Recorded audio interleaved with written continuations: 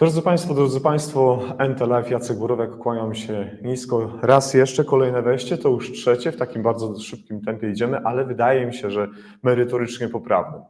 Mamy 14:43, cieszę się bardzo, że kolejne wejście, które jest realizowane przez Łukasza Wierzbę z Luka Artist Studio jest przygotowane i już macie Państwo możliwość zapoznania się z tym, co mamy do zaoferowania. Do zaoferowania mamy bardzo dużo dzisiaj. I goście, którzy przyjęli zaproszenie, to są osoby chyba jedne z najbardziej rozpoznawanych w Polsce. Tylko ja nie wiem, dlaczego tak jest, że tak się stało.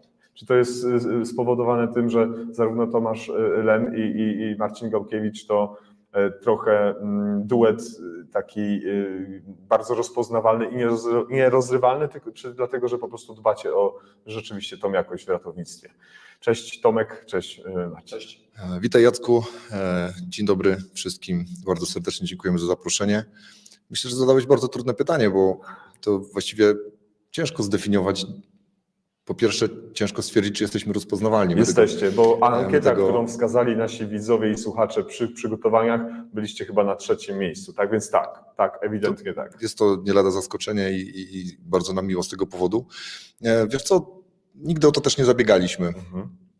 Jesteśmy po prostu ratownikami medycznymi z pasjami i z takim, myślę, entuzjastycznym podejściem do wykonywania swojego zawodu i to się poniekąd też wiąże z tym, co robimy. Cały czas chcemy się rozwijać, ale też cały czas chcemy się dzielić swoimi doświadczeniami, swoimi przemyśleniami, pewnymi nowinkami, w które niejednokrotnie gdzieś tam wchodzimy, a że z Marcinem poznaliśmy się wiele lat temu, tego samego dnia aplikując do pracy w Wojewódzkim Pogotowiu Ratunkowym i od tego dnia kroczymy razem, ramię w ramię przez nasze życie zawodowe ratowników medycznych i realizujemy wspólnie wiele projektów, no to być może właśnie dlatego jesteśmy kojarzeni po prostu jako taki team, tandem.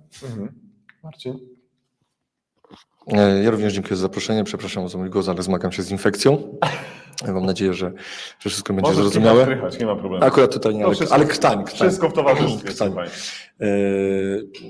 Czyli rozumiem, że na to samo pytanie, tak? Tak, bo będę to tak. Ja celem uzupełnienia bardziej Tomka, bo oczywiście Tomek powiedział wszystko tak jak jest, natomiast myślę, że jest wiele osób rozpoznawalnych w Polsce, jeżeli chodzi o ratowników medycznych. Myślę, że to ma taki wspólny mianownik, że to są osoby, które zależy na ratownictwie i to jest, po prostu mówimy czasami głośno o pewnych rzeczach. Tak, jeździmy gdzieś tam na konferencje, znamy się z wieloma ratownikami właśnie i te osoby, które gdzieś tam wychodzą poza ambulans, które wychodzą poza oddział ratunkowy, jeżdżą w miejsca, żeby gdzieś tam rozwijać nie tylko jakby samą pracę w ambulansie na co dzień, ale też starają się gdzieś tam robić krok w przód, krok w przyszłość, czy właśnie ultrasonografia, czy są osoby, które, no jakby wiele nazwisk mógłbym tutaj wymieniać, które gdzieś tam starają się rozwijać. Musimy pamiętać o tym, że ratownictwo w Polsce, ratownictwo medyczne i zawód ratownika medycznego jest cały czas stosunkowo młody, jesteśmy w trakcie rozwoju tego zawodu, cały czas go kształtujemy i zależy nam na tym, żeby finalny efekt był jak najlepszy, a niestety mentalność jest czasami jeszcze taka, że musimy kruszyć mury. Tak to wygląda. Panowie, ratownicy medyczni to jedno, ale drugie też pracownicy akademiccy. Pozwolę sobie przytoczyć te trudne i zawiłe nazwy. Pan magister Tomasz Lem, Centrum Symulacji Medycznej w Zabrzu, Śląski Uniwersytet Medyczny i też członek Polskiego Towarzystwa Ratowników Medycznych. No ale też Marcin Gałkiewicz, pan magister Marcin Gałkiewicz, to też Zakład Ratownictwa Medycznego w Zabrzu, Śląski Uniwersytet Medyczny i PTRM również. Pytanie do Tomasza. Czy to kruszenie skał, o której przed chwilą powiedział Marcin, ułatwia, czy jest wam łatwiej, że jesteście pracownikami dydaktycznymi takiej uczelni, takiego centrum symulacji, czy też nie? A jeżeli nie, to dlaczego? A jeżeli ułatwia, to też dlaczego? Oczywiście, że ułatwia. Może wtedy nie mówimy o kruszeniu, tylko bardziej o tworzeniu pewnej nowej rzeczywistości, o kreowaniu jej, o zaszczepianiu pewnych rozwiązań, które na świecie już funkcjonują, a które u nas być może jeszcze są dopiero w powijakach, czy gdzieś tam dopiero się tworzą. Więc jak najbardziej staramy się przekazywać to wszystko studentom, implementować to w scenariusze symulacyjne, przekazywać to w trakcie seminariów, wykładów, robiąc różne zajęcia dodatkowe, warsztaty i po prostu zarażając studentów kierunku lekarskiego, ratownictwa medycznego pasją do ich przyszłej pracy. Kruszenie betonu, czy jakkolwiek kruszenie murów. Beton też jest dobrym słowem. Okay, to faktycznie bardziej jest związane po prostu z codzienną pracą i w trakcie wykonywania czynności w warunkach przedszpitalnych spotykamy się ze świetnymi ludźmi, z świetnym podejściem, z genialnym backgroundem, jeżeli chodzi o wiedzę o ratownictwie medycznym, ale też niejednokrotnie spotykamy się z sytuacjami mniej przyjemnymi, konfliktowymi, próbą deprecjonowania pozycji ratownika medycznego w systemie. No i to są takie obszary, w których na pewno jest jeszcze wiele do zrobienia. Ile razy przeszkadzało Ci to, Marcin, że jesteś pracownikiem akademickim i powiedziałeś, no kurczę, gdybym nie był związany z tym zakładem ratownictwa, centrum symulacji, no to może bym to inaczej, a jednak muszę tutaj trzymać, nie wiem, może nerwy na wodzy, albo czegoś możesz powiedzieć, albo czegoś nie powiedzieć, czy raczej nie? Nigdy. Nigdy. Nigdy. Okej, ale jesteś w tym szczery. Zupełnie. Dobra, jak szczerzuja. Dobra. Zupełnie. Ja generalnie wybrałem zawód ratownika medycznego i pracę akademicką, ponieważ chyba nie jestem w stanie robić rzeczy, których po prostu nie lubię i nie kocham. Pracuję 15 lat jako ratownik medyczny i dalej uważam, że jest to najwspanialszy zawód na świecie. I tak samo praca akademicka daje mi potężną satysfakcję. Uwielbiam studentów, uważam, że to jest naprawdę, czasami spotykam się z opiniami gdzieś tam też takimi negatywnymi, że nie wiem, studenci to lenie i tak dalej. Absolutnie nie, studenci to są naprawdę gąbki, które chłoną wiedzę, jeśli tylko dostaną taką możliwość i to jest przesatysfakcjonujące, naprawdę. Praca ratownika, kiedy możemy, nie wiem, uratować komuś życie, to jest jedno, coś wspaniałego, natomiast uczenie młodej kadry ratowników i tak samo poniekąd lekarzy, bo również tam mamy zajęcia z kierunkiem lekarskim, jest niesamowite. To my jesteśmy dla nich, dla studentów naprawdę i to czuć. Dostajemy bardzo fajny feedback od studentów i współpracujemy z nimi codziennie i wypuściliśmy, że tak powiem nieładnie, kilka roczników ratowników medycznych i teraz pracujemy z nimi ramię w ramię i widzimy świetne efekty, bo są naprawdę świetni pracownicy. I też trochę chyba zadbaliście o własne bezpieczeństwo na stare lata, kiedy wy będziecie oczekiwać, że ktoś do was przyjedzie. Oczywiście w zdrowiu będziecie wiele lat, jesteście w świetnej formie, ale takie poczucie, że przyjadą do was medycy, którzy ogarniają robotę, chyba też jest dobre, co? Tak, takie pragmatyczne podejście również gdzieś jest z tyłu głowy cały czas. Lepiej sobie mieć ich po swojej stronie. Tomasz, masz na sobie naszywki EMS, czyli Emergency Medical Service, Fire Department. My żeśmy trochę w kuluarach w czwartek rozmawiali, dyskusje były bardzo gorące. Ty mówiłeś o swoich doświadczeniach, ja o swoich. Jak bardzo wymiana właśnie poglądów, podpatrywania między systemami EMS-u w ogóle na całym świecie, w Europie, w Stanach pomaga temu, by te nasze kwestie związane z medycyną przedszpitalną rozwijać jeszcze mocniej. Jak mocno to poszerza horyzonty? Uważam, że to jest absolutnie niezbędne, po prostu. Powinniśmy się uczyć od siebie nawzajem, nie tylko w kraju, w którym wykonujemy swój zawód, pomiędzy poszczególnymi regionami, gdzie też obserwujemy różnice w podejściu, różnice niejednokrotnie też w postępowaniu, ale też powinniśmy czerpać z wiedzy i doświadczeń naszych kolegów z zagranicy, z wielu systemów, które dużo dłużej funkcjonują niż nasz polski, też mają pewnie swoje problemy, ale też mają już wypracowane pewne świetne rozwiązania w zakresie organizacji systemu, w zakresie rozwoju i drogi zawodowej ratowników medycznych, w zakresie szkoleń i uważam, że każdy system oczywiście jest inny i nie da się w 100% przenieść jednego systemu na obszar systemu w innym kraju. 1 do 1 nie da się. Nie da się tego zrobić, to jest oczywiste. Natomiast naprawdę uważam, że system w Polsce ma jeszcze mnóstwo możliwości pójścia w fajnym kierunku i czerpiąc tutaj z rozwiązań innych krajów, bogatszych pod kątem doświadczenia w ratownictwie medycznym, jesteśmy w stanie naprawdę wiele dobrego uzyskać. Gdzieś tam w świecie, czy to w warunkach takich misyjnych, gdzieś tam ratunkowego, czy po prostu też na delegacje, rozmawiając z ratownikami medycznymi z całego świata, można poniekąd powiedzieć, naprawdę widzimy ten potencjał i to, co można fajnego zbudować też tutaj u nas w Polsce. A jedno pytanie chciałbym jeszcze Tobie dodać, zanim zapytam o jeszcze inną kwestię Marcina. A ile razy w kontakcie z służbami innych krajów OMS-u, czy to Amerykanie, Brytyjczycy, w różnych tych miejscach, gdzie bywałeś, widziałeś pewne ich rozwiązania i pewne rzeczy, które pokazywali i miałeś takie przekonanie, że te polskie domowe, w których wyrastałeś, działały znacznie bardziej efektywniej, że po prostu były lepsze rozwiązania. Miałeś tak, czy zawsze jest tak, że to, co zagraniczne jest po prostu lepsze, a nasze już nie? Nie, uważam, że pod wieloma względami naprawdę nie mamy się czego wstydzić. Mamy świetny system, mamy świetnych ludzi pracujących w systemie, świetnie wyposażone ambulanse, mamy nowoczesne dyspozytornie medyczne. Mamy rozwiązania, gdzie to personel medyczny, dyspozytor medyczny obsługuje zgłoszenia, jest w stanie poinstruować osobę zgłaszającą. Są systemy, w których są to po prostu operatorzy, którzy postępują wedle pewnego schematu i gdzieś tam być może tej wiedzy medycznej też troszkę brakuje w tym wszystkim. Także uważam, że nie powinniśmy mieć absolutnie żadnych kompleksów. Natomiast też nie powinniśmy stać w miejscu. Powinniśmy patrzeć szeroko, powinniśmy patrzeć w przyszłość.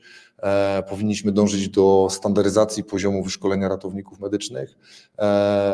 Powinniśmy wprowadzić obligatoryjnie kontrolę jakości w ratownictwie medycznym, nie tylko pod kątem czasu realizacji obsługi zgłoszeń, ale też pod kątem wykonywanych medycznych czynności ratunkowych, po prostu, żeby nasi pacjenci byli tak samo bezpieczni w całym kraju, niezależnie od miejsca, w którym się to wydarzy, żebyśmy wiedzieli, że wszędzie jest świetnie przygotowany, dobrze wyszkolony ratownik. Marcin, pamiętam, kiedy żeśmy się pierwszy raz gdzieś tam skontaktowali, ja zaproponowałem pomysł nad jednym odcinkiem. Odcinek dotyczyć ma pacjentów tak zwanych DNR, o statusie DNR w medycynie przedszpitalnej. Pamiętam, co mi wtedy powiedziałeś. Dlaczego do Ciebie zadzwoniłem w tej kwestii, nie tylko jako do medyka, ale też w związku z Twoim zawodem innym, który masz. Z wykształcenia jesteś kim? Możesz się przyznać na tej? Oczywiście, jest to tajemnica. Przed ratownictwem medycznym skończyłem studia z zakresu filozofii i etyki i już uzyskałem tytuł magistra. Czyli zobaczcie Państwo, jest od filozofowania i od etycznych rzeczy, ale do czego zmierzam? Bardzo żartobliwie może wprowadziłem w ten wątek, ale jak w Twojej ocenie, kiedy wiesz, że masz dyplom jeszcze z czegoś innego, plus medyczny fach, plus doświadczenie, jak mocno to pomaga, kiedy nie tylko skupiamy się na naszym licencjacie, za chwilkę daj Boże, żeby magisterskie studia, ale chciałbym wysunąć taką tezę, czy warto jest studiować jeszcze coś dookoła, coś, co będzie nam jeszcze pomagało w pracy jako medyk, żeby być jeszcze lepszym, czy to tylko i wyłącznie ma się skupić na tych twardych rzeczach AMLS, PHTLS, czy taki filozof, taki etyk może? Już Ci powiem. To nie jest tak, że studia, które wcześniej skończyłem, pomagają albo nie. To są pewne okulary, które się już na sobie ma całe życie i w pracy na co dzień po prostu patrzy się na troszeczkę inną perspektywę. Cały czas patrzy się też pod kątem tak zwanych miękkich umiejętności, cały czas patrzy się gdzieś pod kątem komunikacji, patrzy się pod kątem etycznego podejścia do pacjenta, do relacji z pacjentem, do relacji z rodziną pacjenta. To już jest w człowieku i zawsze gdzieś tam ta analiza również przebiega nie tylko merytoryczna, nie tylko medycznych czynności ratunkowych, ale również właśnie tych kwestii etycznych. A na naszej pracy podać przykład DNR, to jest jeden z przykładów. DNR, kwestia odchodzenia i umierania pacjenta, kwestia pacjentów onkologicznych. Cały czas jesteśmy na granicy decyzji często nie tylko samych merytorycznych, ale również takich, które musimy podejmować decyzje na temat życia i śmierci człowieka.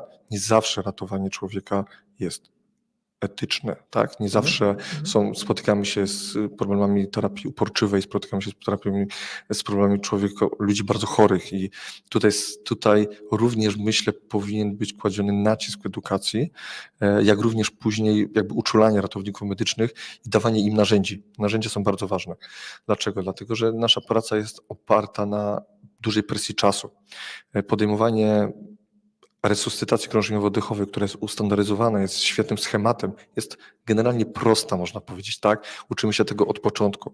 Natomiast mając wyjazd do pacjenta onkologicznego, do pacjenta w stanie zagrożenia życia, który jest na granicy terapii uporczywej, podjęcie decyzji, na które mamy kilka minut, kilka sekund nawet, czy rozpoczynać terapię, jak bardzo robić gradację tej terapii, tak? Jak bardzo eskalować kwestie na przykład, nie wiem, drożności dróg oddechowych, intubacji takiego pacjenta, jest dużym, może nie problemem, ale wyzwaniem, i powinniśmy mieć również metody. Teraz wiem, że gdzieś tam anestezjologia, intensywna terapia również, no oczywiście to też jest miejsce, gdzie ten pacjent odchodzi, powstają procedury. Bo takich procedur nie mamy i każdy ratownik de facto zmaga się sam z podjęciem decyzji, to raz, a potem zmaga się z problemami tej decyzji, których podjął. Tak? Wraca do domu i ma na sobie olbrzymi bagaż decyzji, którą podjął, i nie ma obiektywnych wyznaczników, które powiedziały do końca, czy zrobił dobrze, czy źle. Prawda? Czyli kiedy będziemy przygotować dla Państwa odcinek o tak zwanych pacjentach DNR, czyli Do Not Resuscitate, to może warto było połączyć siły i filozofa, i etyka, i medyka. No, takim gościem był nieodżałowany ksiądz Jan Kaczkowski, który był nie tylko kapłanem, ale był filozofem właśnie. To jest wszystko bioetyka, prawda? No właśnie, był też bioetykiem. Więc mam nadzieję, że może jeszcze kiedyś uda nam się, drodzy Państwo, wrócić do tego tematu z Marcinem. Jakby zostawiając to może na później, chciałbym się skupić na zakończeniu naszej krótkiej rozmowy na tym, co wy żeście zrobili tutaj wczoraj i dzisiaj. A przypomnę, że byliście odpowiedzialni za warsztat o ultrasonografii w nagłym zatrzymaniu krążenia. Za pewne rzeczy inne też jesteście odpowiedzialni, co się wydarzyło wczoraj, to wysłyszeliśmy. Nie, same dobre, drodzy Państwo, bo naprawdę panowie robią świetną robotę. Ale żeby już tak wchodząc w ten merytoryczne kwestie warsztatu, tych tematów związanych z ultrasonografią już w ostatnich miesiącach, latach już było szczęśliwie bardzo dużo. I to już nie jest wydziwianie, tylko po prostu szlifowanie warsztatu. No ale gdyby się ktoś jeszcze wahał nadal i używał stwierdzenia po co im to i w ogóle, no to tak jakbyśmy weszli w ten temat od początku, to tak naprawdę po co ta ultrasonografia jest, Panie Tomaszu, a dlaczego, Panie Marcinie, powinniśmy ją używać? Bo to tak bym chciał, żeby czym to tak naprawdę powinno być w obecnym czasie? Wpierw może od ogółu do szczegółu, czyli jest po prostu pierwszym badaniem obrazowym w warunkach przedszpitalnych. Jeżeli tylko mamy możliwość szerzej diagnozować pacjentów, szerzej wnikać w to, co dzieje się z ich ciałem, z ich organizmem i dlaczego znajdują się w takim, a nie innym stanie i lepiej identyfikować problem celem jego odwrócenia, to po prostu to róbmy. Mamy do tego narzędzia, mamy niewielkie urządzenia, które możemy schować w kieszeni, więc nie ograniczajmy się do tego, co było kiedyś, ale patrzmy na to, co mamy teraz i co możemy mieć w przyszłości, więc po prostu działajmy. Przechodząc bardziej do tematyki tych warsztatów, które tutaj prowadziliśmy, czyli faktycznie ultrasonografii w zatrzymaniu krążenia, wszyscy doskonale wiemy, że nie ma resuscytacji, nie ma zaawansowanych zabiegów resuscytacyjnych bez rozważania potencjalnie odwracalnych przyczyn zatrzymania krążenia, a nie ma rozważania potencjalnie odwracalnych przyczyn zatrzymania krążenia bez ultrasonografii. Jest to też ewidentne zalecenie wytycznych resuscytacji. Połowę z tych potencjalnie odwracalnych przyczyn zatrzymania krążenia jesteśmy w stanie identyfikować właśnie z powodzeniem, wykorzystując ultrasonografię w warunkach przedszpitalnych. Musimy tylko wiedzieć, kiedy ją wykorzystać, w jaki sposób zrobić to bezpiecznie dla pacjenta, żeby nie zakłócać protokołu ALS i po prostu działajmy, ratujmy tych ludzi, bo naprawdę jest ogromna grupa pacjentów, których bez wykorzystania tego badania nie jesteśmy w stanie obiektywnie stwierdzić, dlaczego do tego zatrzymania krążenia doszło. Stąd taka tematyka. Przekaż mikrofon Marcinowi.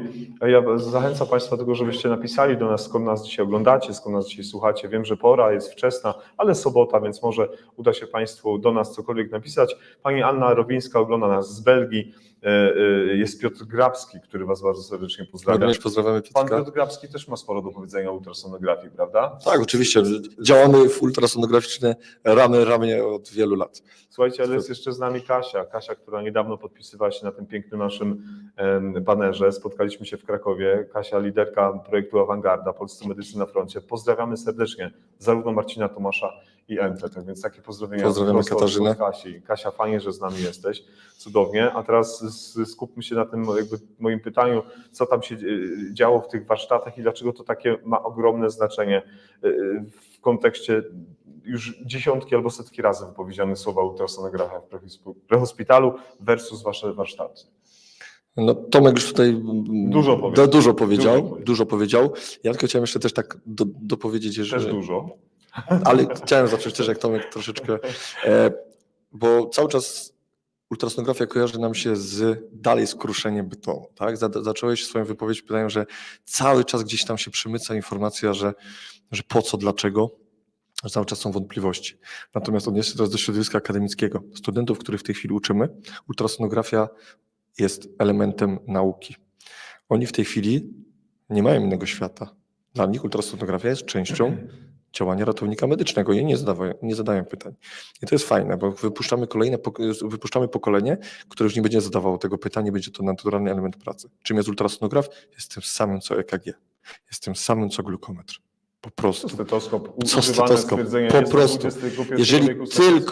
Jeżeli tylko wyrzucimy z głowy pojęcie coś nowego, coś niestandardowego, tylko jako coś standardowego, kolejny element do diagnostyki naszego pacjenta, który daje 3 razy więcej możliwości niż przedmioty, które wcześniej wspomniałem. To jest po prostu kolejny element, a to, że on się pojawił w ambulansie, jest tylko i wyłącznie zasługą technologii, to, że doszło do miniaturyzacji urządzeń i możemy sobie na to pozwolić.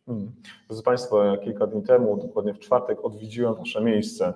Byłem w Twoim gabinecie i w Twoim gabinecie Was tam nie było, ale zapewniam, mieli tam porządek, naprawdę. Może nie idealny, ale jednak mieli i oglądałem, drodzy Państwo, te sale symulacyjne, widziałem to miejsce. Weszliśmy też, Jacek Wawrzynek, doktor Jacek Wawrzynek, kierownik tego miejsca, bo Ty też masz funkcję kierowniczą administracyjną, Tomasz, a Jacek jest od tych spraw takich naukowo-edukacyjnych. To podkreślam, bo to 2 szefów tam jest i pewnie tam... A ja pomiędzy nimi. No i dobrze. I zmierzam do tego, że jak przyszedłem, drodzy Państwo, do tych miejsc, sale symulacji, pełnej wierności i to nawet nie tylko tam, gdzie stoi karetka bez silnika i bez skrzyni, ale cała w budynku zamknięta, nie tylko 26 pięknych stanowisk marki wskazanej, urządzeń dla radiografów, którzy siedzą przy tych zdjęciach, nie tylko dla stomatologii, ale jak wszedłem na tę salę soroską, reanimacyjną, operacyjną, no to zwariowałem tam. Po raz pierwszy od dłuższego czasu, wchodząc w jakieś miejsce, byłem 20 centymetrów nad ziemią.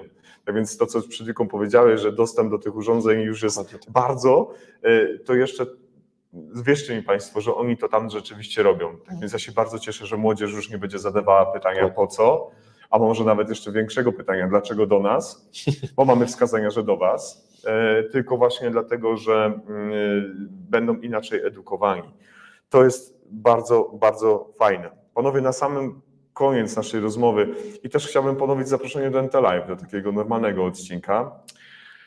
Tak, mam nadzieję. Przed kamerami obiecujemy. Obiecujemy przed kamerami. Tak. Było zaproszenie, staraliśmy się. Ale rozumiem, że są różne obowiązki. Jakie najważniejsze wnioski z tych 2 dni warsztatów mogłyby paść? 2, 3 super optymistyczne, 2, 3 nieco mniej, ale to nie chodzi o to, żeby się cały czas klepać po plecach, że jest super dobrze, ale też wskazać w debriefingu, bo wiem, że takie sale do debriefingu też macie, co Wam się nasuwa, jakie wnioski na gorąco, które niekoniecznie są dobre, znaczy pozytywne. Okej, to może, że jak trzymam mikrofon, to tak, zacznę. Tak, właśnie. Może zacznę od tej negatywnej, bo nie chcę, żeby mi umknął wątek. Oczywiście takie spotkania jak warsztaty to nie tylko nasza edukacja innych osób, ale to również świetna wymiana doświadczeń i poglądów. I niestety negatywną rzeczą, jaką często się spotykamy, to jest to, że ratownicy, pielęgniarki, personel ma bardzo duże parcie i chęć jakby zwiększania swoich kwalifikacji, na przykład przez naukę ultrasonografii point of care, natomiast niestety jest to blokowane. Tak? Zadajemy na początku, zaznajamiając się z naszymi kursantami, pytamy ich, gdzie pracują, jakie mają możliwości, czy jest w pracy ultrasonograf. Większość podnosi rękę, że jest. Natomiast po co nam to? Nawet jeżeli ma to dużą wartość, to i tak nikt nam nie pozwoli tego używać. I tak nikt nie uwierzy nam w to, że ratownik medyczny może wysnuć prawidłową diagnozę na podstawie USG. To jest element, który właśnie kruszymy. Merytoryka to jest jedno, ale drugie zmiana światopoglądu i nie osób, które używają, bo po kursie ludzie zauważają olbrzymią wartość ultrasonografii point of care, natomiast niestety trafiają potem do swojej rzeczywistości i jest to mocno blokowane. I trzeba walczyć i trzeba o tym głośno mówić, i żeby ludzie mieli możliwość wykorzystywać swój potencjał i potencjał USG point of care. Kiedyś pan Kaczmarczyk śpiewał o tych murach, które trzeba kruszyć, to może byśmy sobie zapożyczyli jego piosenkę do tego. A jakie wnioski ty zaobserwowałeś, Tomasz, i dlaczego one są takie ważne i istotne? I te dobre, i te też niepozytywne, bo to też jest, też potrzeba o tym mówić. Znaczy, ja myślę, że Marcin wskazał chyba najważniejszy ten punkt, nad którym należałoby popracować. I to też jest poniekąd nasza rola, żeby mówić o tym głośno na konferencjach, w trakcie warsztatów, szkoleń, kursów, w trakcie codziennej pracy, wymieniać się doświadczeniami, zachęcać ludzi do tego, żeby tak jak my wiele lat temu brnęliśmy naprawdę w mozolnym tempie przez niesienie tego kaganka ultrasonograficznego, takiej uświaty i wiedzy i pokazywania, że ratownik medyczny może i jest to przydatne i jakby mentalnie nie różnimy się niczym od ludzi, którzy to wykonują zawodowo. My też nikomu nie chcemy odebrać tej ultrasonografii. My robimy ultrasonografię ukierunkowaną na stany zagrożenia życia, z którymi mierzymy się w warunkach przedszpitalnych. To, co Marcin powiedział, to myślę, to jest clue tego, co na każdym kursie czy na każdym spotkaniu ultrasonograficznym trafia do nas od uczestników tych spotkań. Oni przede wszystkim podkreślają, że mają ogromny problem, żeby w swojej codziennej pracy po prostu realizować to nawet z wykorzystaniem aparatów, które stoją bądź leżą obok nich. Co chciałbym podkreślić, to jakby ogromny entuzjazm i zaangażowanie tych osób, które przyjeżdżają, bo pomimo tych problemów spotykamy się z nimi na wielu kursach, to często są te same osoby, jest wiele też nowych osób, więc widzimy, jak daleko już ta informacja o ultrasonografii, ta wiedza trafiła do jak wielu zakątków naszego kraju, jak wiele osób chce się w tym kierunku rozwijać, chce pozyskiwać tą wiedzę, nawet mając świadomość, że być może będą mieli duże problemy, żeby to wykorzystywać. To jednak ludzie chcą się szkolić, są świetni w tym, jakby osiągają na tych szkoleniach niesamowite efekty. Idzie im to dużo lepiej niż nam to szło 9 lat temu. I widzimy ich uśmiechnięte twarze na koniec tych kursów i oni mówią, kurde, to jest niesamowite. Czemu tak późno? Chcemy więcej. To jest chyba możliwie najlepsza puenta, drodzy Państwo, naszego spotkania, chociaż zawsze oddaję ostatnie słowo widzom i słuchaczom. I napisał do nas Marcin Janik. Marcin Janik to i ratownik medyczny, ale oficer Państwowej Straży Pożarnej. Myślę, że to również bardzo rozpoznawalna postać, nie tylko jakim jest duet Lem i Gałkiewicz. Tak więc to jest fakt. I Marcin napisał Name more iconic EMS duo in Poland. Wiadomo, że nie ma innego. Robicie super robotę. To informacja od Marcina Janika. Myślę, że to chyba... Tak, to jest bardzo rzecz. Cieszę się, że są takie opinie. Pomimo wczesnej pory sobotniej jest z nami dzisiaj Grzegorz Lewandowski. Pan doktor Grzegorz Lewandowski, z którym mam okazję się znać już prywatnie, napisał: Tomek Górecki i Grzegorz Lewandowski byli pierwszymi w Polsce, którzy ultrasonografię prowadzili na salony. 2012 rok. Byliśmy prekursorami złoty czasu ultrasonografii i chyba też trzeba oddać ludziom, że ileś tam lat temu stawiali pierwsze kroki, ale wydaje mi się, że Grzegorzu, w pojedynkę, czy ty, czy Górecki, Tomasz, nie jesteście w stanie zrobić wiele, więc jak przychodzą kolejni, którzy się chcą zaangażować, powielać tę wiedzę i widzieć potencjał tych gąbek, które określają umysły młodych studentów, które wchłaniają wszystko, no to chyba najlepsze efekty będą, jak będziemy robić wspólnie tą robotę, bo we dwójkę, czy Góreckiemu, czy Lewandowskiemu, czy wam będzie po prostu trudno. Jak będziemy mocną grupą, mocną siłą, to chodzi o to, że te zmiany będziemy wprowadzać znacznie łatwiej. To jest absolutnie niezaprzeczalne, to jest sukces wielu osób. My jesteśmy, broń Boże, jakby ani, nie wiem, nie próbujemy sobie tego zawłaszczyć, nic z tych rzeczy. Kolejni na szczęście, tak Grzegorz napisał, kolejni na szczęście i tak trzymać. Tak więc... Super. Tomek Górecki, z którym znamy się też już od wielu lat, spotkaliśmy się w 2014 roku bodajże na RPG w Krakowie, na którym gdzieś tam dzieliliśmy się wtedy swoimi pierwszymi doświadczeniami z ultrasonografii. To jest świetny ratownik, genialny dydaktyk i posiada niesamowicie ogromną wiedzę w zakresie ultrasonografii i trzeba to podkreślać. To jest taki też ojciec ultrasonografii przedszpitalnej, tak jeżeli można by tak nazwać, organizuje genialne konferencje na wysokim poziomie merytorycznym. Nic dodać, nic ująć. Słuchajcie, A, oczywiście, ja też muszę uważać. Muszę coś tego powiedzieć, ponieważ dzisiaj Tomek Górecki miał urodziny. O, Więc akurat O. trafiliśmy z tym Dobra, tematem. że ja Tomku, to tam jest kamera. przepraszam Tomku, serdeczne życzenia. Wszystkiego najlepszego. Dalej rób świetną robotę, taką robisz, jesteś super gościem. Zdrowia, szczęścia i słodyczy, czego Lem i Gała życzy. Słuchajcie, oferta jest od Grzegorza. Jestem do wzięcia, nikt mnie nie chce, więc jak będziecie rozbudować zespół kolejnych operatorów ultrasonografii, skontaktujcie się z doktorem Grzegorzem Lewandowskim. To jest środowisko łódzkie, tamten kierunek, więc jak będziecie się udawać do Łodzi, do miasta Łódź, to myślę, że z Grzegorzem też warto porozmawiać. Łódź piękne miasto, bardzo Piękne chętnie. miasto. Panowie, gdzie Was można w najbliższym czasie zobaczyć? Jaka konferencja, jakie wydarzenie i będziemy kończyć i za chwilkę kolejni goście już wejdą do studia.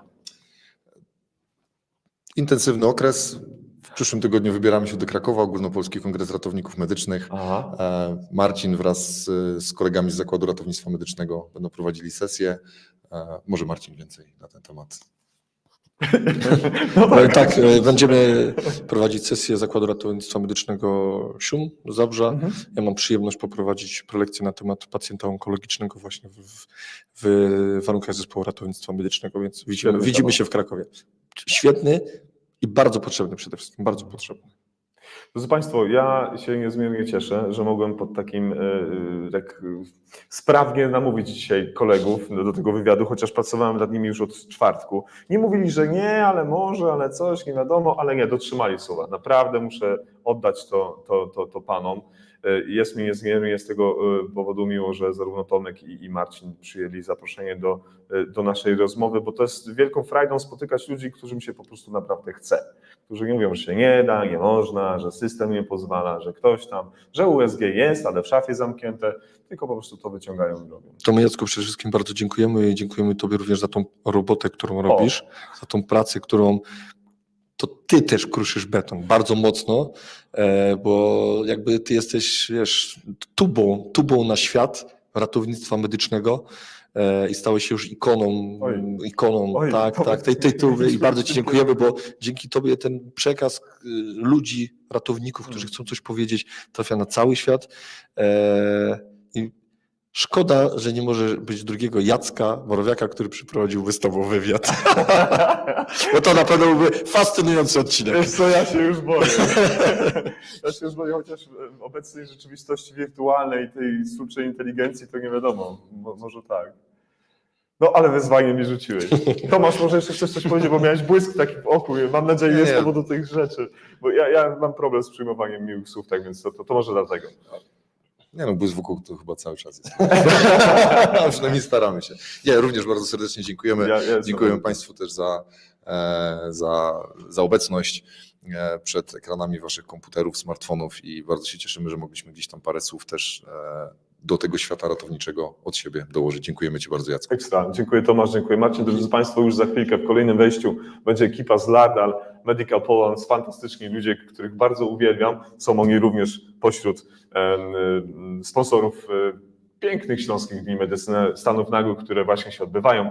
Machamy do Państwa bardzo serdecznie i ciepło. Zostajemy już bądźcie przy internecie, bądźcie na Facebooku, na YouTubie. Już za chwilkę wracamy. Pozdrawiamy.